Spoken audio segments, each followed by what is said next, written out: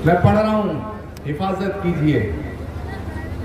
कि मेरे सीने की धड़कन है, मेरी आंखों के तारे हैं।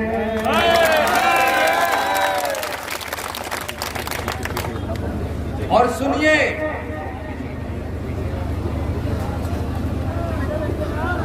ये जो जज्बा है इस पर गौर फरमाइए। अगर इस बात को नसीम कुरैशी कहें तो कोई बड़ी बात नहीं है, अगर इस बात को कोई उलमा कराम कहें तो कोई बड़ी बात नहीं है, इस बात को एक हिंदू धर्मगुरु आचार्य प्रमोद कृष्णम कहता है तो बड़ी बात। और इस दौर में कहता है, डंके की चोट पे कहता है, कैमरे के सामने कहता है, हाथ खड़े करके जरा दुआओं से नवाज दीजिएगा कि मेरे सीने की धड़कन है, मेरी आंखों के तारे हैं। सहारा बेसहारों का खुदा के वो दुलारे हैं। मैं अक्सर कहता हूं मेरे दोस्तों कि इस धरती पे जितने सूफी संत फकीर पैगंबर रसूल अवतार ऋषि मुनि महात्मा जो आए हैं और जो आते हैं, वो किसी एक कौम के लिए नहीं आते, किसी एक सूबे के लिए नहीं आते, वो तो मुल्क की सरहदों में महदूद भी नहीं होते। कोई बात नहीं, इनके लिए भी ताली बजा दो, कोई बात। मैं कहता हूं, और इसीलिए क्योंकि कोई भी सूफी संत रसूल फकीर महात्मा ऋषि मुनि पैगंबर और अवतार अगर आता है तो पूरी कायनात के लिए आता है। इसीलिए मेरे दोस्तों, भगवान श्री राम को मर्यादा हिंदू नहीं कहा गया, उन्हें मर्यादा पुरुषोत्तम कहा गया, इंसानों में सबसे अच्छा इंसान कहा। पैगंबर इस्लाम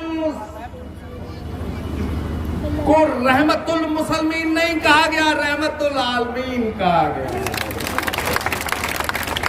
तो इसका मतलब है कि राम जितना हिंदुओं के हैं उतना मुसलमानों के हैं, और पैगंबर जितना मुसलमानों के हैं उतना हिंदुओं के हैं। अब मैं पढ़ रहा हूं उनकी शान में कि मेरे सीने की धड़कन है, मेरी आंखों के तारे हैं। सहारा बेसहारों का खुदा के वो दुलारे हैं।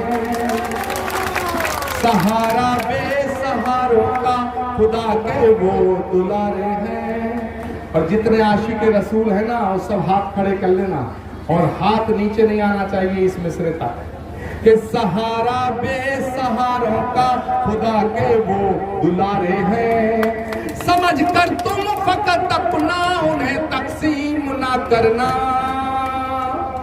समझ कर तुम फकत अपना उन्हें तकसीम ना करना। नबी जितने तुम्हारे हैं, नबी उतने हमारे हैं।